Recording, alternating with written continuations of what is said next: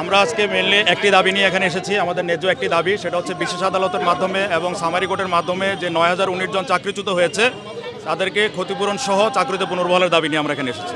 দাবি পূরণ না হলে আমরা এখানে অবস্থান কর্মসূচি অব্যাহত রাখবো। কারণ আপনারা জানেন আমরা এর আগে অসংখ্যবার প্রেস কনফারেন্স করেছি, মানববন্ধন করেছি, আন্দোলন করেছি, শাহবাগে গিয়েছি, সচিবালয়ে গিয়েছি। স্বরাষ্ট্র উপদেষ্টার সাথে আমাদের একটি প্রতিনিধি টিম দেখা করেছে। স্বরাষ্ট্র উপদেষ্টা আমাদের বিষয়ে গত মাসের 15 তারিখে একটি ফিডব্যাক দিবে বলে জানিয়েছেন, কিন্তু তিনি আর আমাদেরকে কোনো ফিডব্যাক দেননি। এজন্য আজকে আমরা বাহিনী প্রধানের নিকট এসেছি যে এই বাহিনী প্রধানের আন্ডারে থেকে যে ডিজি কোর্ট এবং সামারি কোর্টের মাধ্যমে যে চাকরিচ্যুত হয়েছে, এজন্য আমরা অভিভাবক, আমাদের যে গার্ডিয়ান, যে বিডিআর মহাপরিচালক, বিজিবি মহাপরিচালক, তার কাছে এসেছি আমাদের দাবিটি উপস্থাপনের জন্য। আমরা এখনও পর্যন্ত তেমন কোনো আশ্বাস পাইনি। আমরা একটি প্রতিনিধি টিম বলেছিল পুলিশের ঊর্ধ্বতন কর্মকর্তা যে আমাদের একটি প্রতিনিধি টিম ভিতরে গিয়ে বিজিবি মহাপরিচালকের নিকট সাক্ষাৎ করাবে এবং আমাদের দাবি দাওয়াগুলো আমরা পেশ করব।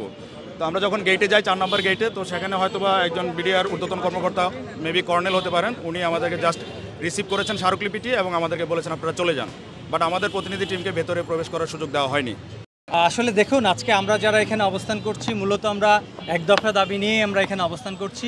এখানে আমরা যারা যে সময় পিলখানার ঘটনায় যে ম্যাসাকারটি হয়, এই ম্যাসাকারে আসলে আমরা যারা এখানে অবস্থান করছি, তৎকালীন স্বৈরাচার সরকার আমাদেরকে আসলে যে ধরনের ট্যাগ দিয়ে, যেই ধরনের অবৈধভাবে আমাদেরকে বাড়ি পাঠিয়ে দেয় বা চাকরিচ্যুত করে, এটি আসলে আমাদের প্রতি একরকম জুলুম এবং অন্যায় অবিচারের মাধ্যমে আমাদেরকে পাঠায়।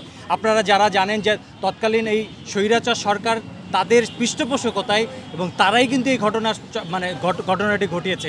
আজকে পত্রপত্রিকা থেকে শুরু করে বিভিন্ন ইলেকট্রনিক মিডিয়ায় সব জায়গায় আজকে এটি প্রতিষ্ঠিত সত্য যে পিলখানার ঘটনাটি ইনসাইড অফ আওয়ামী লীগ এবং পিলখানার যে তৎকালীন যে সকল আওয়ামী বিডিআর যারা ছিল তাদের দ্বারাই আসলে ঘটনা হয়। এই ক্ষেত্রে যদি আরও একটি বিষয় উল্লেখ করতে হয়, তৎকালীন 44 রাইফেলস ব্যাটালিয়নে যে সকল অফিসার ছিলেন তারা এটার দায় কোনোভাবে এড়াতে পারেন না।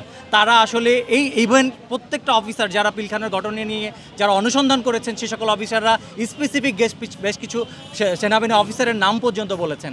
এখন এই জায়গায় এটি পরিষ্কারভাবে প্রতিষ্ঠিত সত্য যে তৎকালীন এই 25 ফেব্রুয়ারির যে 57 জন সেনা অফিসার হত্যা করা হয়েছে, এটি সেনাবাহিনীর যে সকল অফিসার আওয়ামী অফিসার তারাই আসলে তাদের ভাইদের রক্ত রক্ত নিয়ে তারা রক্তে রঞ্জিত করেছে।